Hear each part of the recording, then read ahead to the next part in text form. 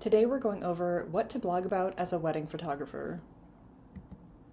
As a wedding photographer, blogging can be a great way to reach new couples without spending all day on social media.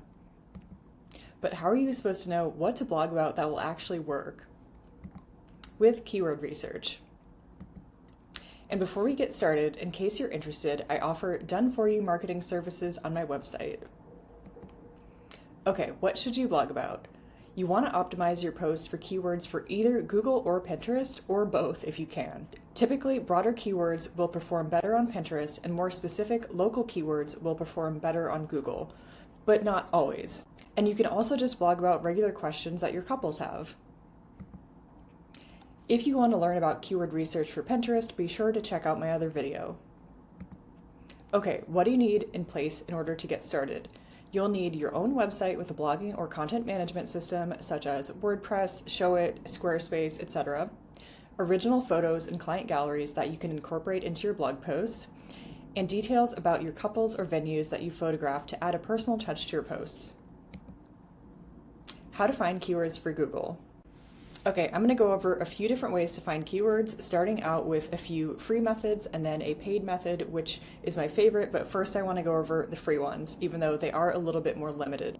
Okay, so we're going to try to go for some specific locations because those tend to be a decent search volume and a bit lower competition than something super broad. Now, you can go for really broad keywords that would maybe do a little better on Pinterest, like let's say, I don't know, Chicago elopement ideas. Maybe that's something you go for and it happens to be a good keyword for both Pinterest and Google. But in this video, we're going to focus a little bit more on keywords that are more optimized for Google, because I do have a separate video that's more geared towards Pinterest. So in this case, I find that specific venues can be great keywords, or something like how to elope in a specific location, or how to get married, or a wedding guide for a specific venue. That kind of thing can do really well. But for this example, I'm going to kind of do a lot of specific venue names or specific location keywords, because those can be really good examples. Okay, so let's start with, I don't know, let's say San Francisco to start, and then I think I'm going to have to do some keyword research and just see like what even are some possible locations I could do for this. So, okay, San Francisco, let's say wedding venues. Okay, start there. Okay, now in this case, it looks like there are some individual photographers on here, which is encouraging, but there's also some of these bigger websites like Here Comes the Guide, or The Knot, or the actual venues. And if you see really big sites ranking on the first page of Google, then it might be a bit more difficult of a keyword. Now, when I'm just searching Google directly, I don't have an idea of either the search volume or the competition, which is kind of the downside, but it's also a decent place to just start brainstorming ideas, especially if you're not sure at all what you want to write about. You can just come on here and see kind of what comes up. There's also going to be these two useful sections, which are people also search for, as well as some of these related keywords. So there's, Flood Mansion, the General's Residence, Golden Gate Club, the Presidio, and that kind of gives you ideas for specific venues. And if you've shot at any of these particular venues and you have some photos that you share and kind of telling the story of your particular couples, that could be one that you could definitely go after. For instance, you could say, let's say like Jake and Karen's Pier 27 wedding in San Francisco, something like that. And you don't necessarily have to use the couple's name if you don't want to. You could also just say like Fall Pier 27 wedding in San Francisco, something like that. But you can also, feel free to tweak it. You don't have to say like the season or have a descriptor, but sometimes it can help, especially if you maybe have more than one and you want each of them to be a little more unique. Not only are you giving some of your personal information and your personal recommendations about the venues, you can also share some of your own original photos from those venues, which can be helpful too for potential clients to get a sense of your work. Okay, and then some other free options.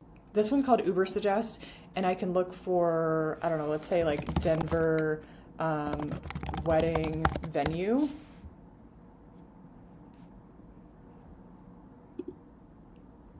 Okay, so that one's just showing me Denver elopement, for some reason, but it looks like it has a search volume of 90 perhaps, and a difficulty of 11. I believe that's out of 100. So it says it's a low difficulty. So that's interesting. Now, sometimes when you use these different tools, they're all going to give you slightly different numbers depending on their source of the numbers.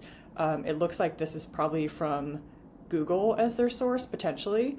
But, you know, sometimes there are some differences and some discrepancies. So if you want to search on multiple sites just to get an idea and see, you know, which ones tend to be the same, and if any of them, you know, differ, that can potentially give you a better idea of the keywords if you're not quite sure.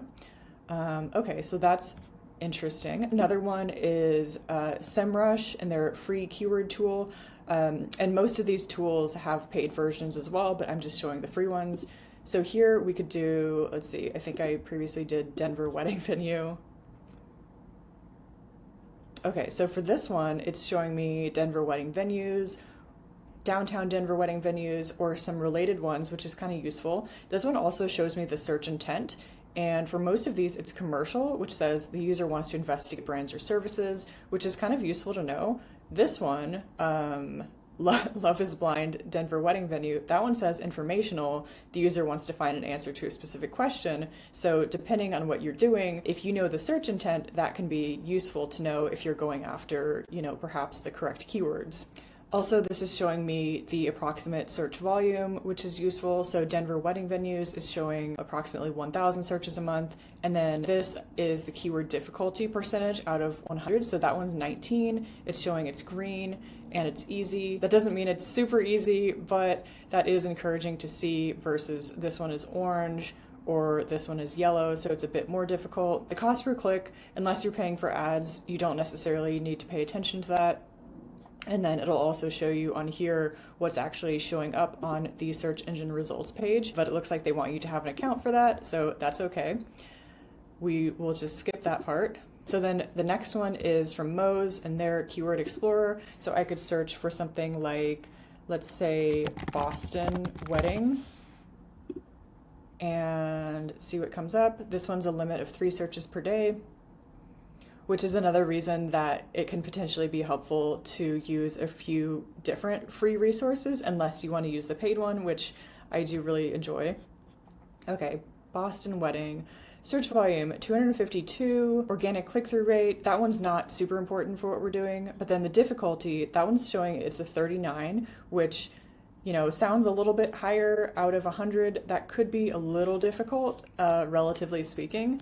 But there's also some suggestions. It looks like you can do a free trial. But yeah, some more specific ones would be like small wedding venues in Boston, or Boston wedding venues on the water, or unique Boston wedding venues, just any way to make it a little bit different and kind of have your own angle to it. And all of these could be separate blog posts potentially, although I do like to have, you know, just a blog post be a specific venue and a specific couple. That's a great way to do it while showcasing your work and also kind of showcasing how you approach things, how you work, what your style is, all of that. Okay, there's also one called Word Tracker, so I can search, let's say something like waterfront wedding. Now this one I didn't look for a specific location because I was just curious what would show up. Okay, small waterfront wedding venues near me. Now that one, you're not actually going to call it near me, but that would be if someone has their location turned on in Google. Yeah. Let's see, Bay wedding. Okay, there are some locations on here, like there's Florida or Michigan, Baltimore Marriott waterfront wedding. That's interesting. So it does look like there's actually some specific locations or venues on here. Now, you probably wouldn't want to do a blog post that's just called waterfront wedding because we don't know which waterfront you're talking about. But if you just wanted to do some brainstorming, some of these tools will give you specific ideas, like there's Texas waterfront wedding venues, Illinois, Maryland, all of those. And then finally, Key Search is the paid option, which is one of my favorite keyword research tools because it's affordable but also powerful. Also, all of the ones I previously showed have their own paid tools, but they are a bit pricier. So I do like Key Search. So I'm just up here on keyword research and then keyword research again, and then just type in your keyword here. And I'm going to try, let's say Oregon wedding, and search for that. And for some of these, I know this is too broad as a keyword, but I also want to see what they suggest as keywords just to get some ideas and to brainstorm that way. Okay, now this one is pretty powerful and it does show you all of the data, whereas for some of the free tools, they wanted you to pay for it to actually unlock those numbers. Okay, so this one, there's a search volume of 390 searches per month. Competition is fairly easy. It's 29 out of 100. Okay, also it'll show you the search trends for the past 12 months. So this is kind of showing me, it looks like from August to about March was more popular, and perhaps it's even increased a little bit over time since the previous March. Okay, and then this is also showing me what is currently ranking, and you can see there are some individual photographer sites on here, which is encouraging. You know, if you're only seeing like Wedding Wire or The Knot, that might mean it's very competitive. They do have this domain authority score here out of 100, and these red ones are very competitive sites. So ideally you would see low numbers for the domain authority, you'd see a lot of green here, and it would mean it's less competitive. And then if you're seeing individual photographers on the first page, that tends to indicate that as an individual photographer, you might have a better chance of ranking for that keyword also. Okay, and then another useful thing about this is there are a lot of keyword suggestions on the side here. So you can see Oregon wedding venue, Portland, Oregon, wedding sites, wedding dress, and then not all of them are relevant, but you know, you just go after the ones that are relevant for you. And let's see, Bend, Oregon. So I'm just going to click on that and see what shows up. Okay, this one has a search volume of 880 and easy to moderate competition. I don't think this search trend is accurate because it's just showing January only. So something to keep in mind, you know, occasionally you might, you know, if you're not sure about the data on any one of these, you might want to just cross-check it with something else, because sometimes when they pull in the data, it's not always 100% accurate, whether it's free or a paid tool. I've also tried some of the other pricier tools, and again, sometimes there are discrepancies in some of the numbers. So, you know, you can use this to compare, but also take it with a grain of salt. Also things like the competition level, take that with a grain of salt too. It, you know, it's somewhat accurate, but it doesn't necessarily mean that, like, if it says it's really easy, you'll just rank right away. In an ideal world, maybe, but that's not always how it works. Okay, so showing The Knot. Yeah, these are some bigger sites here. Yeah, definitely some yellow, red sites. There is a particular one here for an individual photographer. I would probably want to get more specific than that. Okay, so I think in this case, I would actually come onto here and look up Oregon wedding venues, and maybe this is something you know off the top of your head. Okay, so it looks like some of these that are coming up. Let's go onto one of these bigger sites. Let's say, maybe I'll try Sunriver Resort and see if I can find that. So I'll look up Sunriver Resort. I'll try wedding first. Another option would be elopement or micro wedding or even engagement. Definitely thinking about, you know, like what types of content do you have and what would you actually be able to cover, especially being able to add a personal layer to it, you know, experience with your own couples, adding your own original photos, that kind of thing will definitely help you out. Okay, so this one has a search volume of 140 and a 38 competition. Okay, it looks like, yeah, the first one that's ranking is the actual venue page. There's The Knot. There's a Facebook post and an Instagram post. Interesting. It is possible sometimes, you know, sometimes you see things like social media ranking on here, in this case, Instagram and Facebook, and it is possible that there aren't enough original pages besides like the actual venue page or The Knot. So it's possible that there haven't been a lot of individual photographers that have covered a keyword like this. So that's another reason why the competition scores, you have to take them with a grain of salt, because it might be that so far, you know, everyone who's ranking is like Reddit and Facebook and The Knot, but in reality, maybe there's not that many people who have created content on it, so it's actually not as competitive as it may appear. So you don't always know just from the numbers directly, but if I were to go back to that and look up on Google Sunriver Resort wedding and see what happens. Okay, we're seeing some big sites here. Okay, TripAdvisor.